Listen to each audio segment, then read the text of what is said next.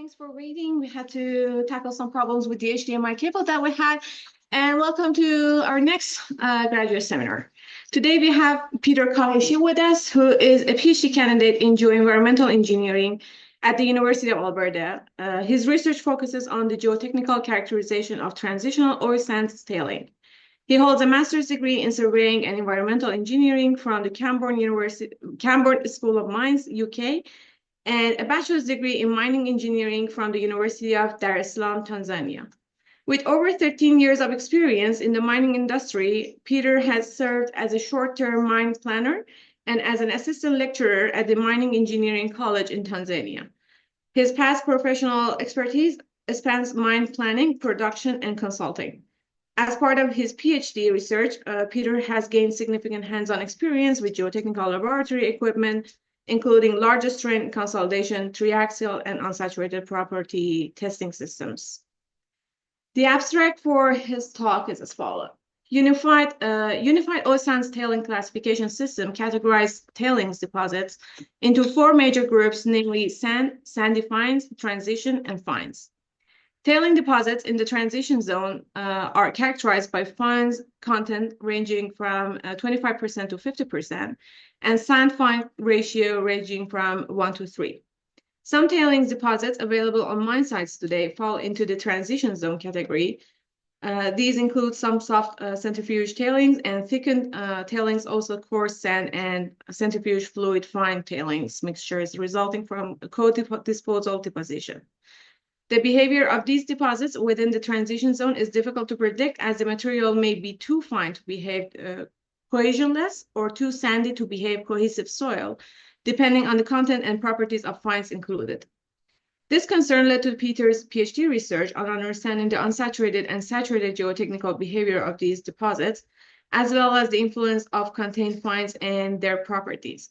In this presentation, Peter will share part of his research findings.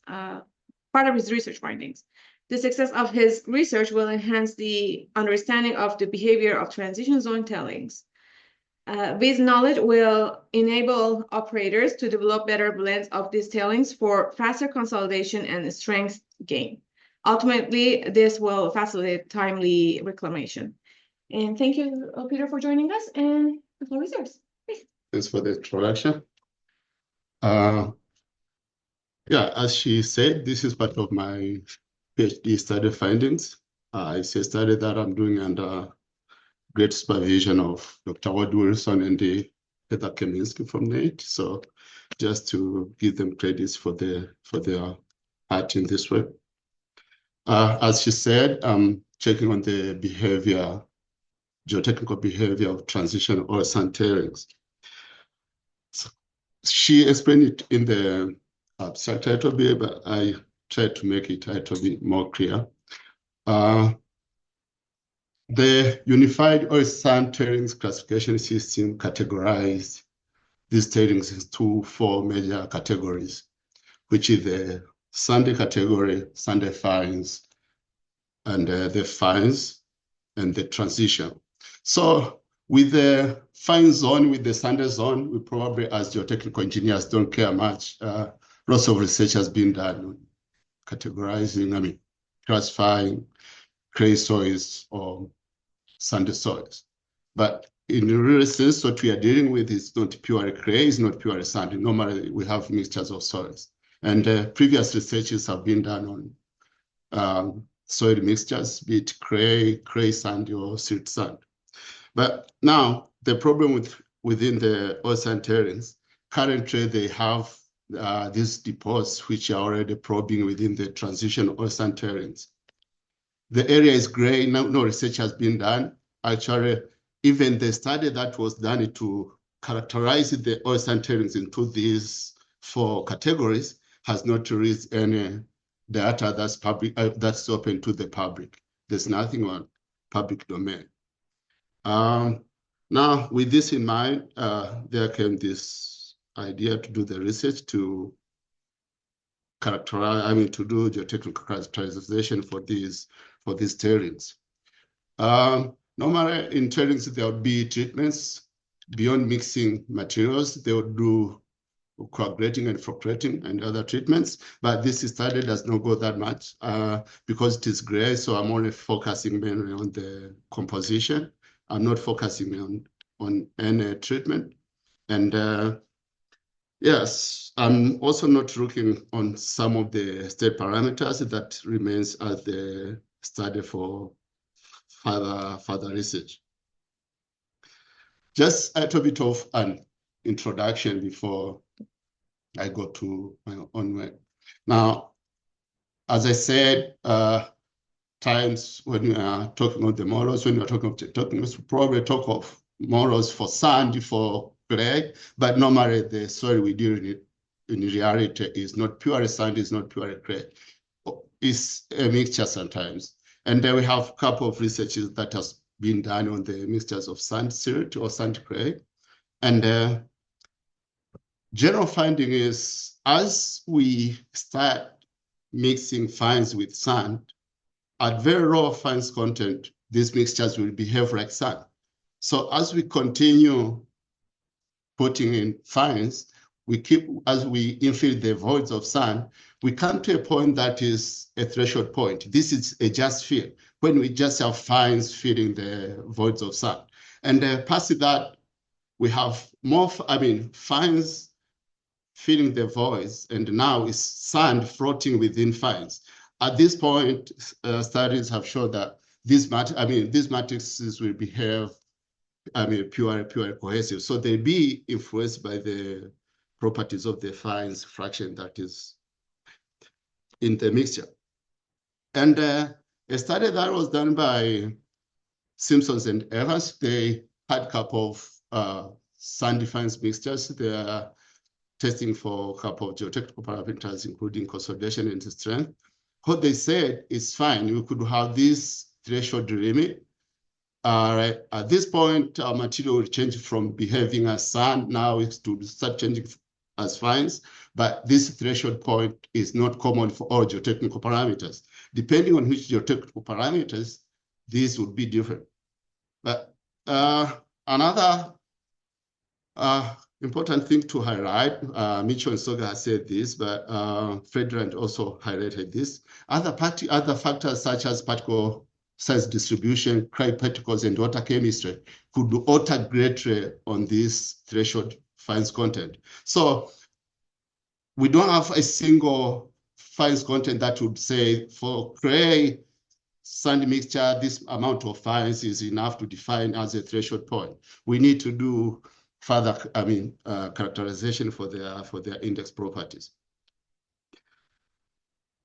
So knowing that, we came on characterizing these transitional oil sand tailings.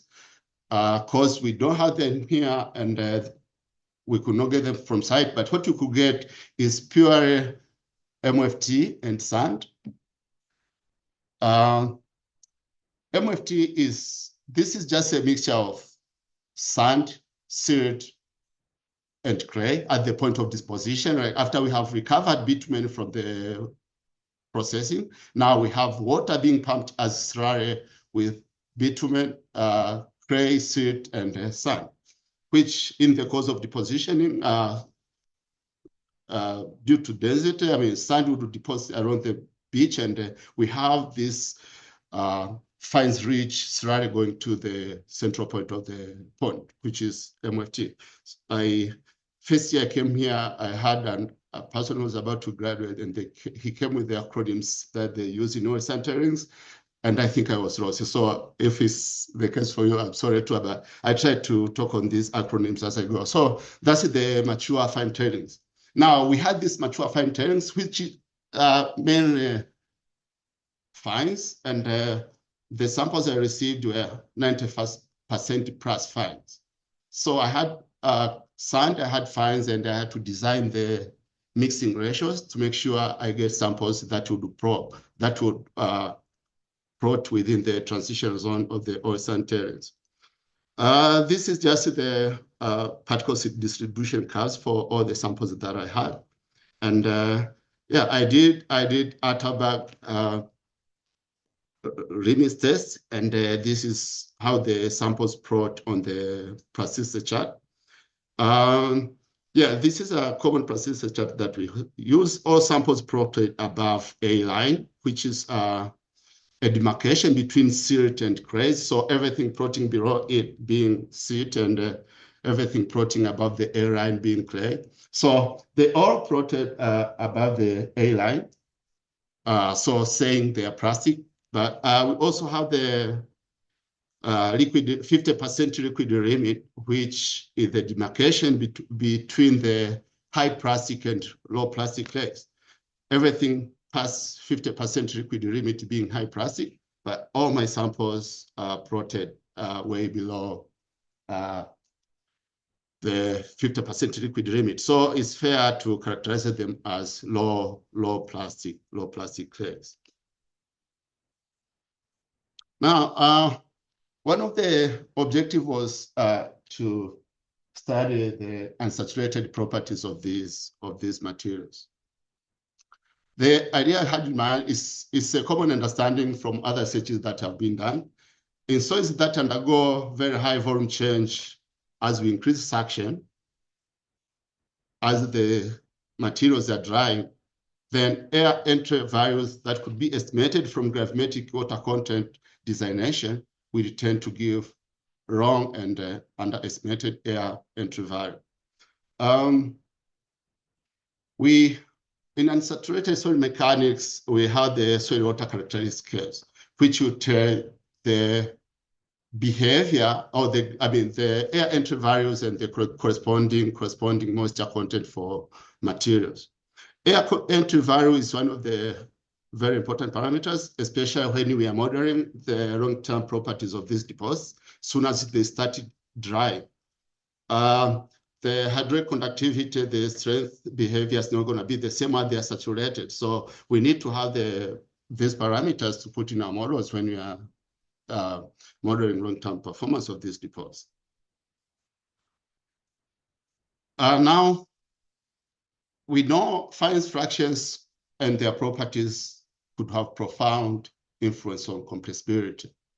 There's no single study that have said that if you go this much compressible, then this is when gravimetric water content would not be suitable.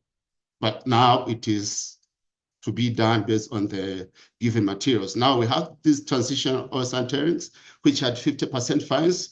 Question was, are they compressible enough to need the use of alternative water content designation, or are they less compressible that gravimetric water content designation would be suitable to measure the water content designation?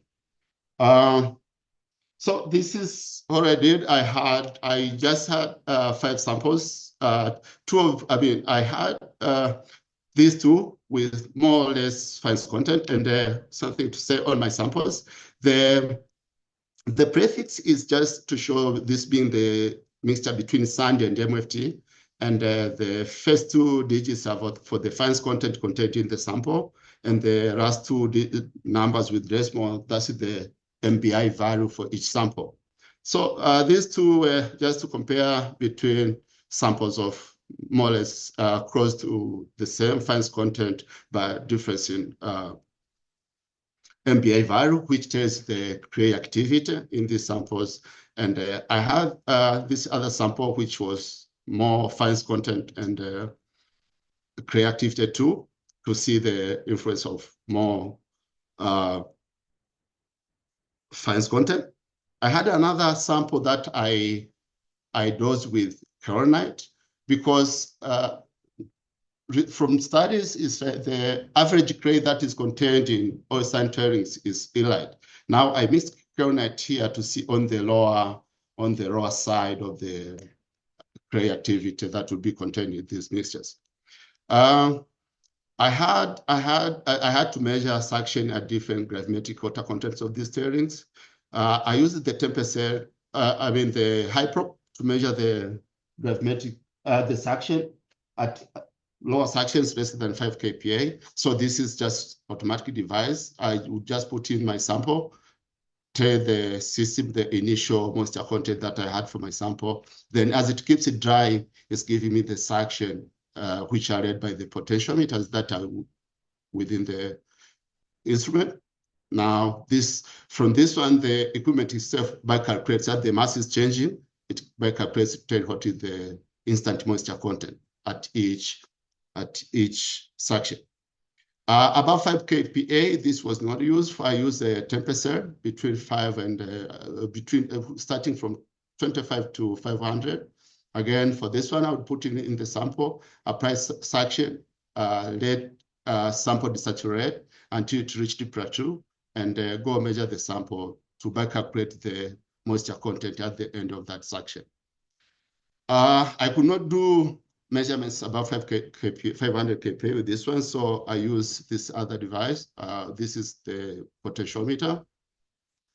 Again, this is the automatic device. I'll put in the sample. It measures the suction for the material, then take it back to the scale, measure the moisture, measure the weight, and calculate the moisture content at that point. If we were sure that our materials don't undergo substantial compressibility, this itself is enough. Having gravimetric water content and the corresponding suction would have been enough to tell us the air entry value for these materials. But I also had to do a shrinkage test because, as I said, if materials undergo substantial compressibility, then you need to do a shrinkage test to be able to obtain saturation, which has been one of the accurate way to determine water content designation for highly compressible materials. This is my finding, and this is the soil water characteristic scale for these materials. The dotted lines show the soil water characteristic scale for these materials plotted on gravimetric water content designation. And the 4 lines show the soil water characteristic scale for same materials, but now plotted on saturation water content designation. We are seeing a substantial difference between the air entry value estimated from this, from gravimetric water content designation to the one that is estimated from the saturation, water content designation. And this is can also be explained by the substantial shrinkage in transitional oils and tailings as they started drying from 36 to 49%. And there is a good correlation between this shrinkage with the fines content contained. There is also a correlation which is not as good as the ones seen in fines content, but there's also a correlation between the shrinkage and the clay content that is contained. So now with this substantial shrinkage, definitely from other studies that have been done before, I would say these materials are compressible enough to need us to do the shrinkage test to be able to come up with the saturation water content designations to define their air entry values. I don't see a big influence of clay properties on these materials. The line you see here, this was the same sample, this one here, that was measured based on gravimetric water content designation. This was same sample, now measured on saturation water content designation. Now, I don't see the same sample with 1% bentonite, which is that much active in relation to area, but there isn't a substantial change, in air entry value as compared to the big difference between the activity. So I would say that it's only fines content that seem to be a major actor in the influence of this air entry value for these materials. Another test that I did was to study the consolidation behavior for these materials. I did large consolidation tests on these materials. I had 5 samples, different in fast content and clear content. But again, I had the very sample that was those with kaolinite. From this sample, I put these samples on the multi-step loading large-scale consolidometer, where I apply a load, let it consolidate to full dispersion, then apply next load up to 500 kPa.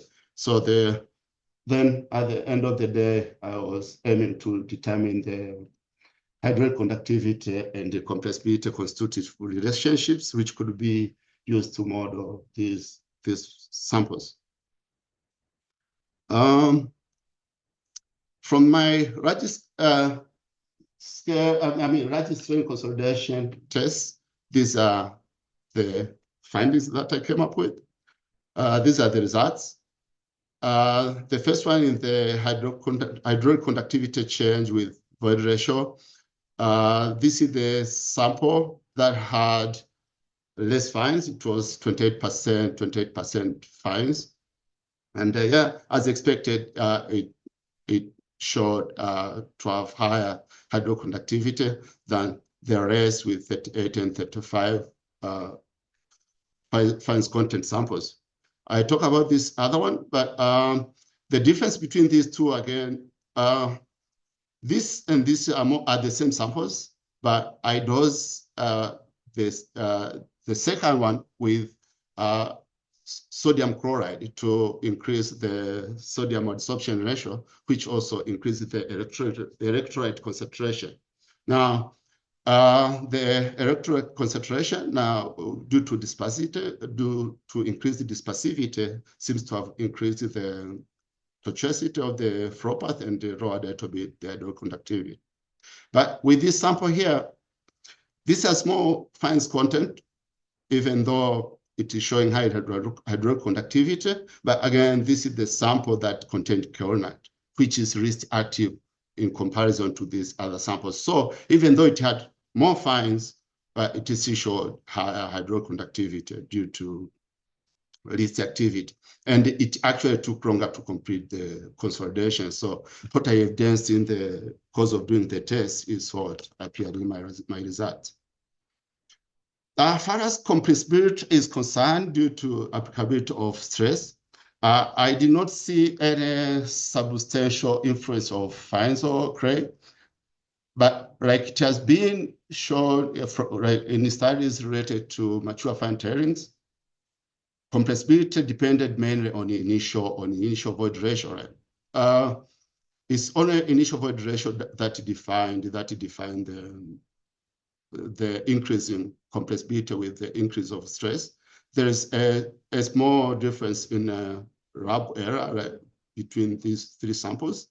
The other one seems to be at a very low void ratio, but this is because these samples started at a very higher solids content in compared to others. These others were about 60% solids, whereas this one was about 75% solids. So there is, with the type of fines we have in these deposits, there is no great influence of fines fraction within this range on their compressibility. Now, using the same constitutive hydraulic conductivity and the compressibility relationships, I did infinite modeling of the deposits, which was the tank analysis, where there was no such charge, or it was just the secret filling, and I used a uniform filling rate of about 80,000 tons per day.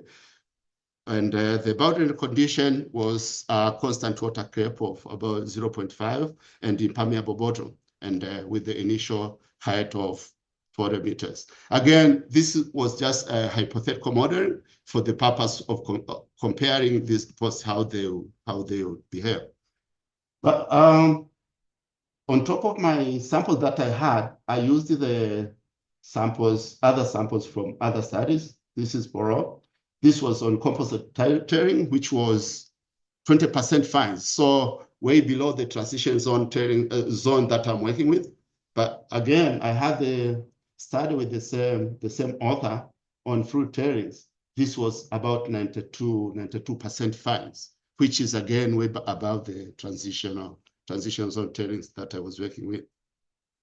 Now, what I'm seeing from this model is that with the 30% fines, I'm seeing improving of settlement head by 50% plus than that of the FT. Now, using just the traditional tailings we would have, which is the MFT, after pumping from the recovery of bitumen, we are seeing this much settlement and taking all this wrong to complete.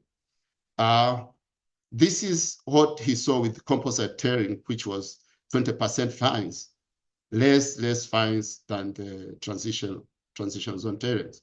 But with the 34% fines, this is where we are in terms of settlement.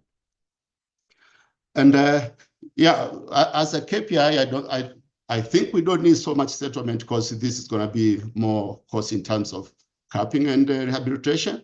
But again, we don't need settlement that would take long to complete. So by blending the two, it gives less settlement than MFT, but it takes shorter than MFT. But of course, it's going to be a little bit longer to settle and more settlement than composite tailing itself. I'm seeing the same behavior with the sand that I said it contained kaolinite due to least activity. Then this is also getting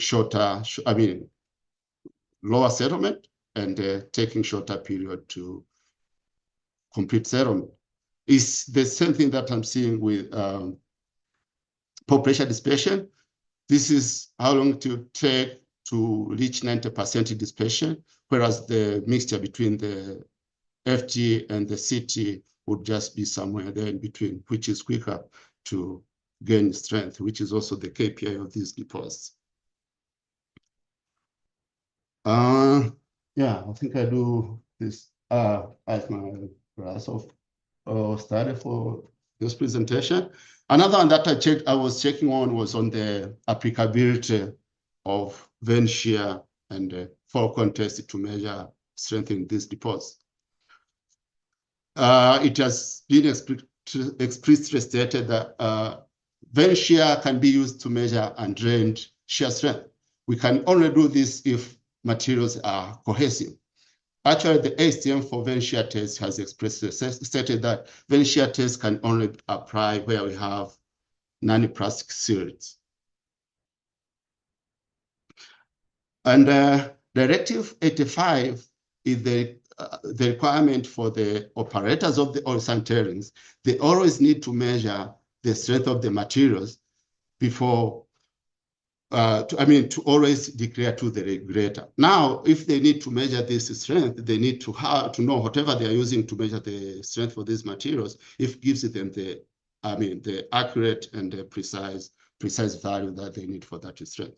So what I did was prepare the samples, drain water sequentially to lower moisture content, then measure strength with vein shear and Falcon. Once done, prepare another sample, lower more water, so to increase more strength. So I measured the strength at different moisture contents using both vein shear and Falcon to see the applicability of these two on measuring the strength in those deposits. So this is just the description for the materials I used. But yeah, with fines content ranging from 28 to 38, and plus the very sample that had kaolinite again here. And yeah, this is what I found out. So this is a plot where I was comparing the values that I measured using vein shear and fall contest in these materials. For the vein shear, I sheared at a rate of 60 degrees per minute. And one of the inputs I've ever had on this one is probably if I use different sharing rate, the values would have been different. But again, this is the device we had in the lab, but again, we could, it's open for further study. But the correlation between these samples, strength measured with vane shear and that measured with ferrocone, plotted reasonably well, at least up to 60 kPa. But beyond that, there seems to be a deviation. The sample with the triangle simples, this is the sample that had corona, and I don't see a good correlation between the values measured with ferrocone and that measured with the vane shear for this sample, which could be attributed to this sample being reactive and maybe in that sense non-cohesive and unfit for strength measurement using both ferrocone and vane shear tests. But another reason for decrease in comparison beyond 6% would be, and actually the ferrocone is always giving higher values than the vane shear. Another reason could be due to the crust that is forming on top of the surface as I'm pressing to release out water, which is opposed to the vane shear, where I would sink the blade to the middle of the sample to measure the stress. So with the ferrocone, I'm just doing it on the surface, whereas with the vane shear, I was doing at the midpoint of the sample. Now, the two being in correlation, that was one thing, but another thing I wanted to check is, do they give us something that is close to actual value, strength actually these materials could have? So I used the rule correlation of strength used to liquidity index. And I had all ferrocone and vane shear values for all the 5 samples plotted. So the data points are these values, vane shear and ferrocone values, but the dashed lines are just the lines that are plotted based on this function from the rule. And another very important thing to highlight here, like the rule study went just up to 0.5 liquid limit at the lowest level, but my sample had liquid index below that. And because the function itself could allow you to go up to anything not less than 0.21 liquid index. So I had all my samples plotted here, and I think I'm convinced there's a good correlation, except for the same sample again that had corona. But I find a good correlation between the strength values measured by ferrocone and vane shear tests to the liquidity index of these materials. Exponential increase in shear strength with the decreasing liquidity index, which is the same trend also observed by Roger on the study with different tailings other than oil sand tailings.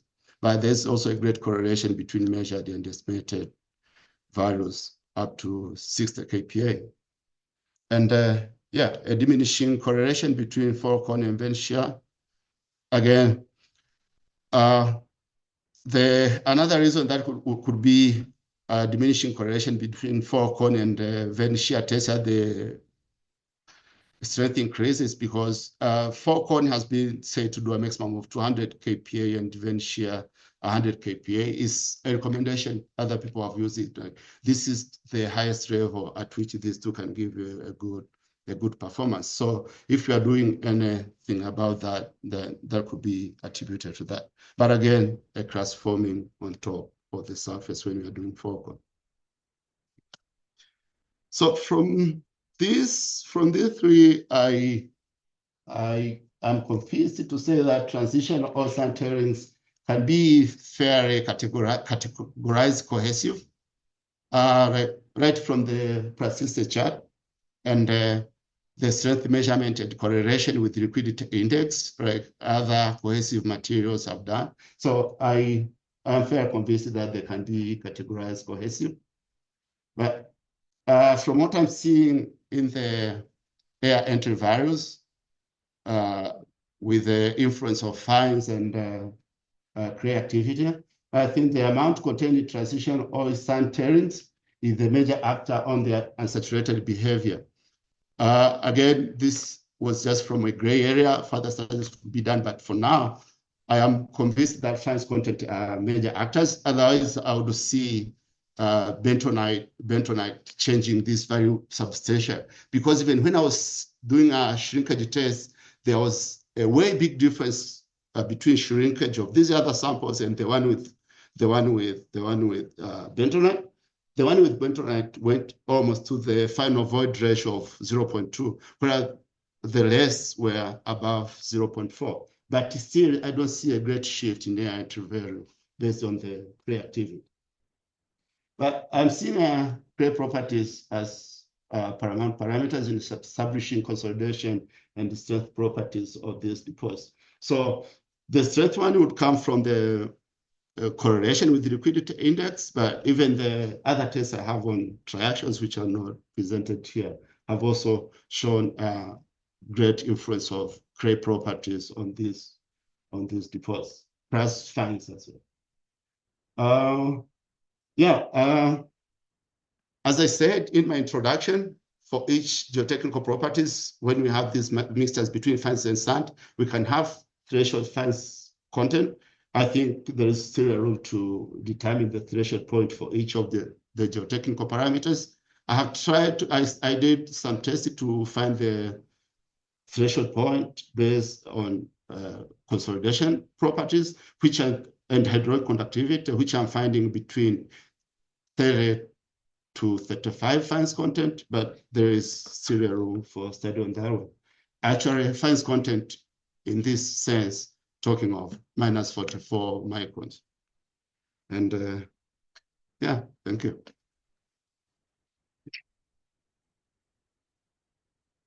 Thank you very much, Peter. Is there any questions?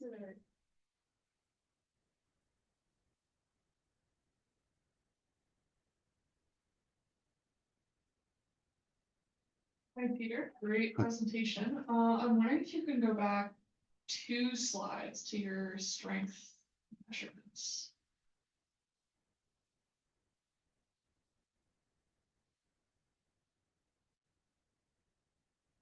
No, I'm good. Perfect.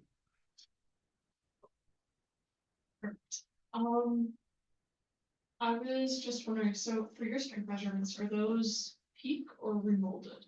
Peak. Peak, okay. Yeah. Did you also do remolded with the vein? No, I don't do remolded, yeah. And I was gonna see if there were any relationship. Anyways, yeah, great presentation. Thank you.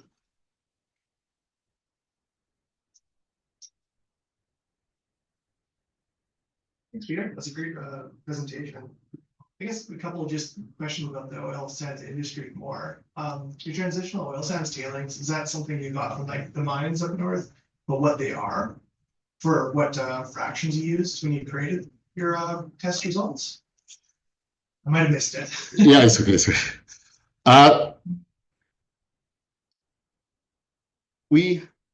This is the classification of oil sand tailings done by the Unified Oil Sand Tailings Classification System. This was a study done by engineering, and they came up with this classification. And we have deposits also from from other literatures. We have deposits which are already probing, which are already plotting within this zone, right? So, right, we have what we call thickened tailings. So, other than MFT that we said after treating, we pump direct to the deposit. Some of them go through the thickener. Right? After they have gone through the froth rotation process, they send them into the thickener, and this gets sent to the for deposition. They say these have sand fines ratio of about 1, which is 50% fines. But we have the composite tailing. This is a deliberate mixture of fines extreme and sand extreme. So what they have one extreme with MFT. Another one comes with MFT, but goes through the cyclone, which does separation by gravity. The underflow, which is mainly sand, gets mixed with fines. And then we have these deposits already with the operators. We're finding that we're kind of creating our transitional fine tailings. Yes, I was trying to mimic what is in the industry, because by the time I started my research, it was the time that I would never have access to the site, because it was that's when I was organizing my samples. It was during COVID, and I never have access to such samples, but we could get MFT and sand to mix them with these ratios. The second question is, you tried the second type of clay in your sample. Do we have different types of activities of clays within our different tailings, in Alberta per se? Are we finding different clay activity levels between our different tailings deposits? So is that a worry we're finding? Yeah, I wouldn't think there is a uniform activity for these samples. I think there is variation depending on the type of clay they count and the cost of mining, depending on the flotation process they use in recovering their bitumen. So I thought there is a variation in activity. That's why I tried to check on the lower and higher ends of the activity. Oh.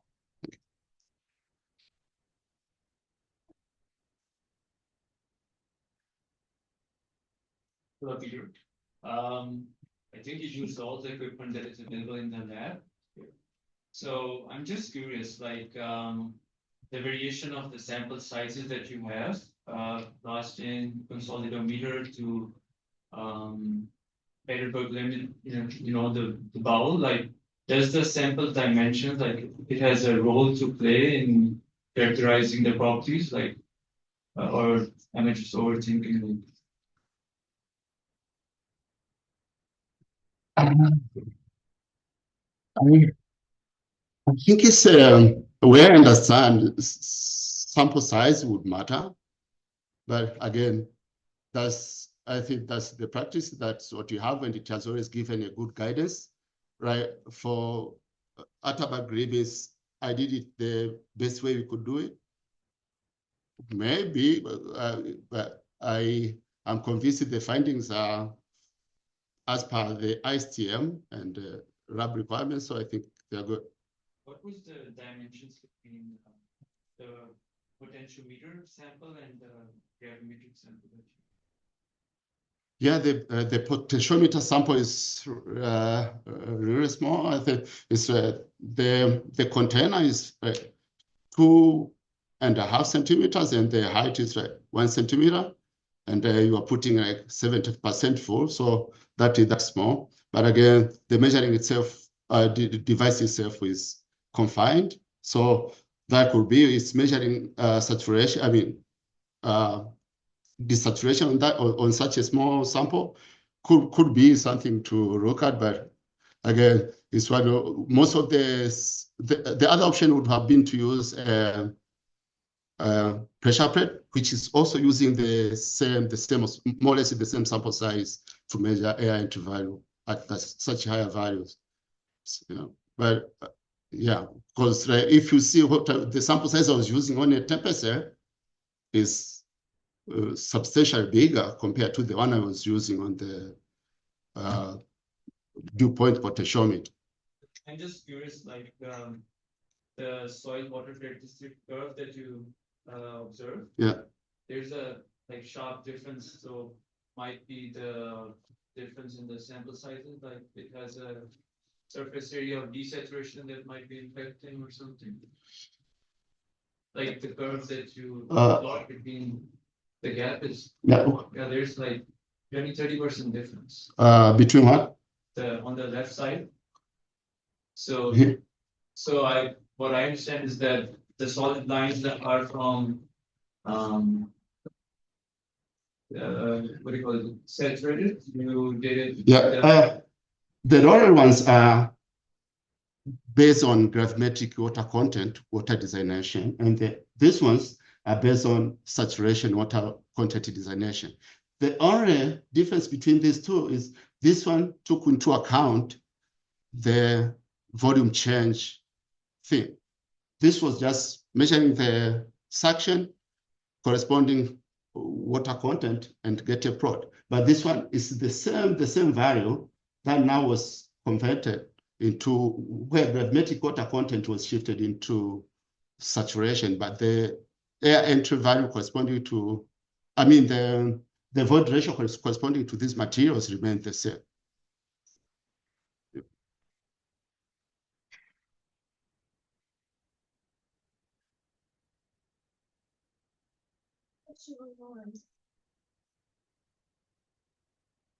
So what advice would you give to practicing geotechs working with this type of material in terms of characterization? Yeah, in terms of characterization, one is more than fines content.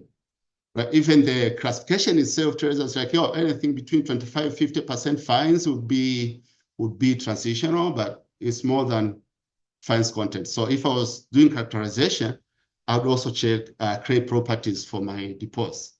It plays really a substantial change in the engineering properties of these materials, except on unsaturated properties where I don't see a big difference based on reactivity. But on its strength, on consolidation, I see a big influence of clay properties. I hope that answered your question.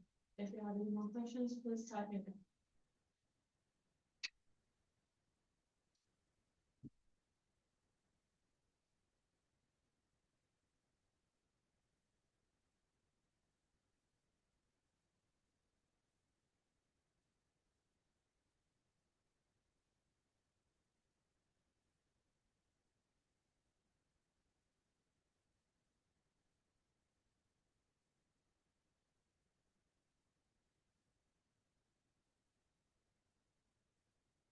I think that's it, and we don't have any more questions coming in. So thank you everyone for joining us today, and see you next week.